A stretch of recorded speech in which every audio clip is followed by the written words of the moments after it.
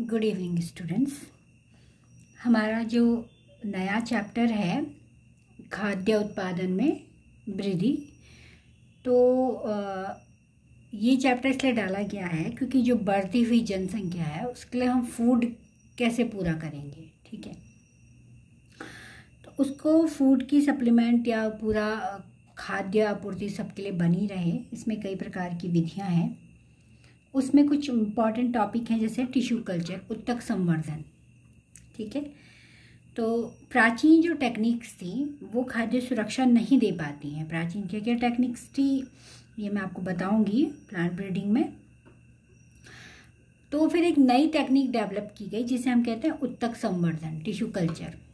ठीक है, टिश्यू मतलब उत्तक यानी ग्रुप ऑफ सेल, उसको संवर्धित करना, उसको मतलब बढ़ाना। तो जब उत्तक आपस में बढ़ेंगे तो वो क्या बनाएंगे, उत्तक का एक समूह बनाएंगे।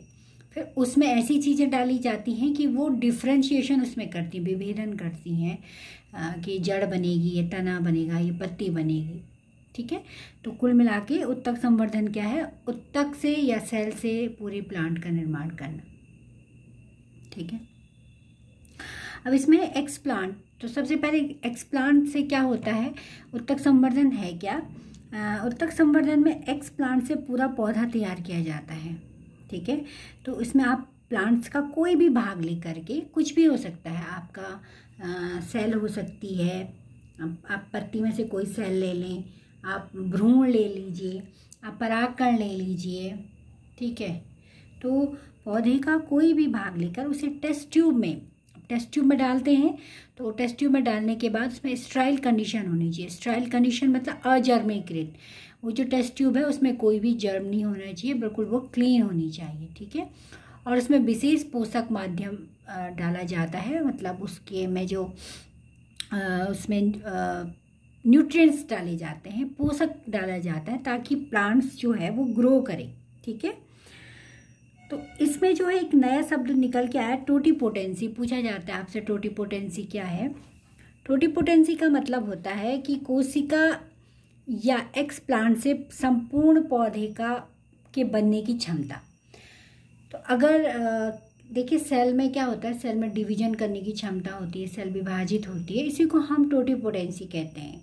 कोशिका का अपनी तरह की नई कोशिका बनाना टोटीपोटेंसी कहलाता है। तो ये आपसे पूछा जा सकता है टोटीपोटेंसी क्या है। तो टोटीपोटेंसी क्या है, कोशिका या एक्स प्लांट से संपूर्ण पौधे को बनाने की जो क्षमता होती है उसे हम टोटीपोटेंसी कहते हैं। ठीक है, तो इसमें कई टर्म हैं जो आपको याद रखनी है, यही पूछी जाएंगी। अब पोषक माध्यम जो मैंने ऊपर जिसका जिक्र किया था, देखिए अजर्मीकृत करने के लिए तो आप टेस्ट ट्यूब को स्टरलाइज कीजिए भाप से। ठीक है, पोषक माध्यम में क्या होता है, पोषक माध्यम में आपका सुक्रोज डाला जाता है। सुक्रोज कार्बन का स्रोत होता है। अकार्बनिक लवण उसमें डाले जाते हैं, विटामिन्स उसमें डाले जाते हैं, अमीनो अम्ल और ग्रोथ रेगुलेटरी हार्मोन्स, यानी ऐसे हार्मोन डाले जाते हैं जो ग्रोथ को रेगुलेट करते हैं, जैसे ऑक्सीन है, साइटोकाइनिन है। ठीक है, तो ये सब पोषक माध्यम में होता है। तो आप एक जनरल आइडिया आप समझ गए होंगे, उत्तक संवर्धन क्या है, एक्सप्लांट से पूरा पौधा तैयार करना। अब एक्सप्लांट क्या होता है, पौधे का कोई भी भाग एक्सप्लांट हो सकता है, जैसे मैंने आपको बताया, कोशिका, परागकण, पौधे का भ्रूण। ठीक है, आप पत्ती में से एक सेल निकाल के उससे नया प्लांट बना सकते हैं। आप जो है स्टेम का, तने का कोई टुकड़ा लेके पूरा प्लांट बना सकते हैं।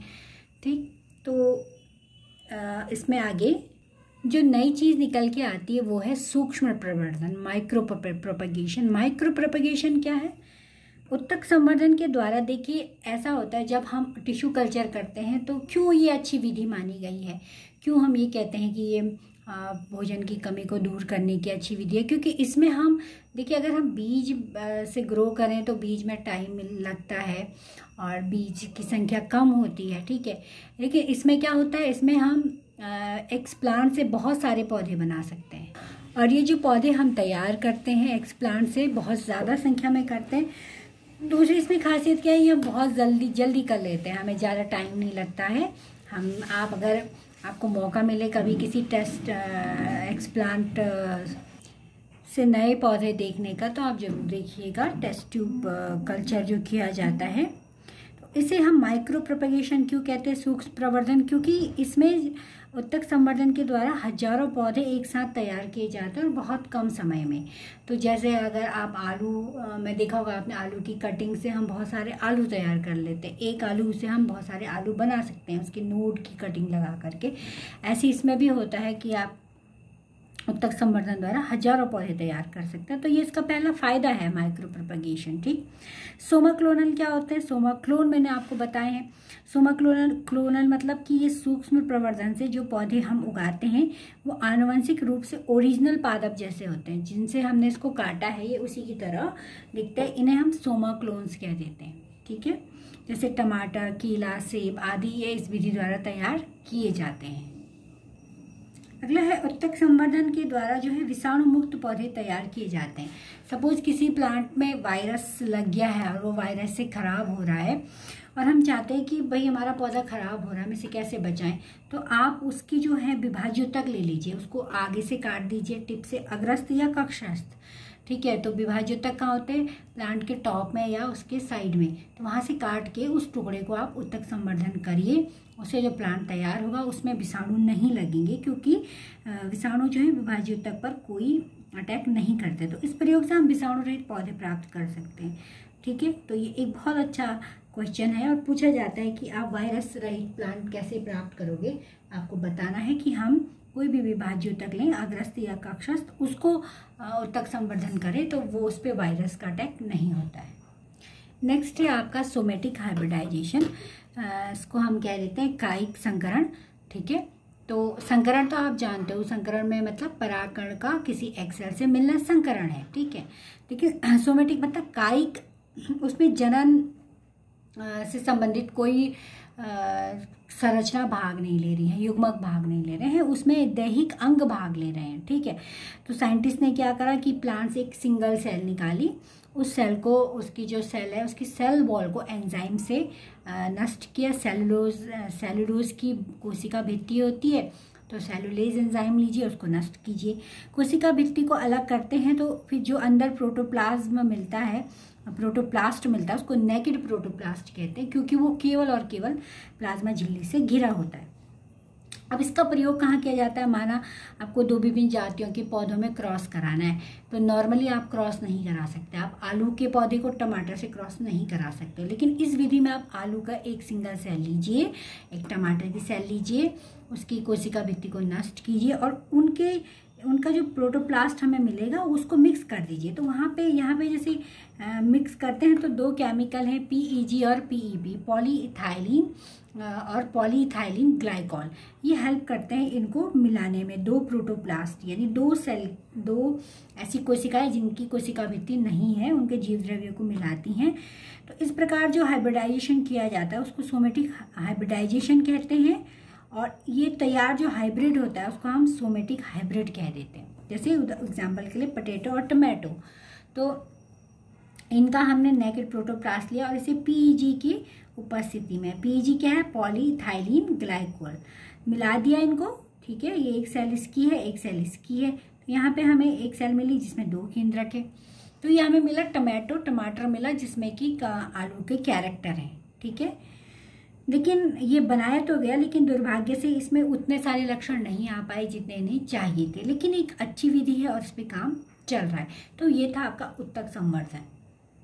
नेक्स्ट जो आपका अच्छा आजकल टॉपिक चल रहा है कि हम फूड प्रोडक्शन को कैसे बढ़ाएं पुरानी तकनीक के अलावा, वो है आपका सिंगल सेल प्रोटीन, एकल कोशिका प्रोटीन। अब इसको अगर हम सिंगल सेल कह लें तो आप ये मत मानिए कि इसमें कोई एक सेल होती होगी और हम उसको यूज़ करते हैं। ठीक है, तो मैंने लिखा अनाज, दाल, सब्जी, फल की आपूर्ति जनसंख्या की तुलना में कम है। ठीक है, और अगर आपूर्ति है भी तो ये सब चीज़ें महंगी हैं, हर कोई इनको खरीद नहीं सकता है। अब लोग क्या करते हैं कि आप देखिए आजकल दाल बहुत महंगी है, तो दाल की जगह लोग क्या खाना पसंद करते हैं, मांस खाना पसंद करते हैं। तो मांस खाने के लिए भी जो आपकी बकरी है या मुर्गी है उसको भी अनाज चाहिए, तो अनाज की खपत तब भी बढ़ेगी, क्योंकि खाद्य श्रृंखला आपने पढ़ी है, 1 किलोग्राम मीट के लिए 3 से 10 किलोग्राम अनाज चाहिए, यानी हमें 1 किलो बकरी का मीट चाहिए तो उतना हमें बकरी को डाइट कितनी है, 3 से 10 किलोग्राम अनाज खिलाना पड़ेगा। विश्व की 25% जनसंख्या भूख और कुपोषण से प्रभावित है। ठीक है। तो एससीपी जानवरों और मनुष्यों के लिए प्रोटीन का एक वैकल्पिक स्रोत है। पहले एससीपी किसके लिए यूज़ किया गया? केवल प्रोटीन के लिए, ठीक है। Single cell protein. Single cell protein है क्या? सिंगल सेल प्रोटीन सूक्ष्म जीवों की सूखी कोशिकाएं होती हैं। देखिए, सूक्ष्म जीव जो होते हैं वो बहुत तेज़ी से ग्रो करते हैं। जैसे शैवाल है, शैवाल आपने देखा होगा पानी में बहुत तेज़ी से फैलती है। उसका बायोमास, उसको कहते हैं बायोमास, जैव आवर्धन, यानी आप उसकी संख्या बहुत तेज़ी से बढ़ती है, ठीक है। यीस्ट है, यीस्ट भी आप एक मतलब माध्यम में यीस्ट डालिए, बहुत तेज़ी से फैलेगा, बहुत सारे हो जाएंगे। कवक है, जैसे मशरूम है, तो मशरूम आपने देखा होगा कितने सारे की जगह पे हो जाते हैं जब लोग ग्रो करते हैं इनको। आजकल आप देखते हो मशरूम की को लोग घरों में उगा रहे हैं, अंधेरे कमरे में भूसा वगैरह रखते हैं, गीला करते हैं, उसमें कवक उग जाते हैं। और जीवाणु, कुछ जीवाणु खाए भी जाते हैं। तो इनका जब ये बहुत तेज़ी से ग्रो करते हैं तो इनको निकालते हैं और इनको सुखाया जाता है और इनकी सेल को फूड की तरह यूज़ किया जाता है, ठीक है। तो कौन से सवाल है? स्पाइरुलिना, ये आपको याद रखना है। स्पाइरुलिना को हम सिंगल सेल प्रोटीन की तरह यूज़ करते हैं, इसको ग्रो किया जाता है। कवक में यीस्ट है, मशरूम है, यीस्ट का भी यूज़ किया जाता है। और बैक्टीरिया में आपको याद रखना है मिथाइलोफिलस मिथाइलोट्रोपस, वेरी इंपॉर्टेंट, ठीक है। तो ये सूक्ष्म जीव हैं जो सिंगल सेल प्रोटीन में यूज़ किए जाते हैं। इनकी ड्राइड सेल, इनकी सूखी कोशिकाएं, तो इनको हम क्या करेंगे? देखिए, इनको पहले हम ग्रो कराते हैं, इनकी वृद्धि कराते हैं वृद्धि माध्यम में। अभी किस में ग्रो करते हैं? ये पोटैटो प्रोसेसिंग प्लांट, यानी जो आलू की प्रोसेसिंग की जाती है ना, आलू के चिप्स वगैरह बनाए जाते हैं फैक्ट्रियों में, तो उसके लिए आलू को धोना पड़ता है, ठीक है। तो वहाँ से जो वेस्ट निकलता है, पानी निकलता है, आलू को काट के फिर धोते हैं, वो वेस्ट पानी होता है, उसमें स्टार्च होता है, उस पानी में ये ग्रो कर जाते हैं। स्ट्रॉ में, भूसे में, जो खेतों का निकला हुआ भूसा होता है, ठीक है, खेतों में जो बचा रहता है वो भूसा, उसमें ये ग्रो कर जाते हैं। मोलास होता है, जैसे गुड़ बनाते हैं ना, तो गन्ने से गुड़ शक्कर निकाल लेते हैं, रस निकाल लेते हैं, उसके बाद जो बचा हुआ पदार्थ होता है उसे मोलास कहते हैं। एनिमल मैन्योर, जानवरों की जो खाद होती है उसमें ये ग्रो कर लेते हैं। सीवेज, सबसे बढ़िया मलमूत्र में, जो शहरों में सीवेज होता है, गंदा पानी होता है, उसमें भी ये ग्रो कर लेते हैं। तो ये इको फ्रेंडली है, वातावरण के प्रदूषण को भी कम करती है, क्योंकि ये जो चीज़ें हैं इनमें ये आराम से ग्रो करती हैं, इनका पोषण ये ले लेती हैं। और जब ये ग्रो करती हैं ये सब चीज़ें हमारी सूक्ष्म, जिनमें हम सिंगल सेल प्रोटीन कह रहे हैं, तो ग्रो करने के बाद फिर इनको सुखाया जाता है, इनको फूड की तरह यूज़ किया जाता है, ठीक है। अब सिंगल सेल प्रोटीन से हमें क्या क्या मिलता है? प्रोटीन इसमें होता है, तो आपको पता है नाम ही सिंगल सेल प्रोटीन है। उसके अलावा इसमें खनिज, वसा, कार्बोहाइड्रेट और ये विटामिन के भी स्रोत हैं, ये वातावरण के प्रदूषण को भी कम करते हैं। अब एक एग्जाम्पल मैंने लिखा है कि 250 किलोग्राम गाय, यानी अगर एक गाय का वेट जो है कितना होता होगा? एक गाय का वेट लगभग 40-45 किलो, ठीक है। तो 250 केजी गाय, मतलब वेट के हिसाब से आप लगा लीजिए कि कितनी गाय है, 5-6 गाय, उससे जो है 200 ग्राम प्रोटीन पर डे मिलता है, ठीक है। और वहीं 250 ग्राम सूक्ष्म जीव, अगर ये मिथाइलोफिलस मिथाइलोट्रोपस की मैं बात करूँ, ये 250 ग्राम आप वेट करोगे तो इससे आपको 25 टन प्रोटीन मिलेगा। तो ये एक रिच सोर्स है फूड का। हमारी कंट्री में तो ये यूज़ नहीं होते हैं, लेकिन फॉरेन कंट्री में ये यूज होने लग गए हैं। स्पाइरुलिन जो है उसकी कैप्सूल आती है बन के डिब्बी में, और लोग उसको खाते हैं, उससे उनको प्रोटीन मिल जाता है, दाल खाने की उनको ज़रूरत नहीं होती है। तो ये कुछ नई टर्म्स थी, मॉडर्न टर्म्स थी जो मैंने आपको बताई। अब प्लांट ब्रीडिंग जो है उसको मैं नेक्स्ट वीडियो में कवर करूँगी, ये इम्पॉर्टेंट है, तो आप इनको पढ़ लीजिएगा। Thank you.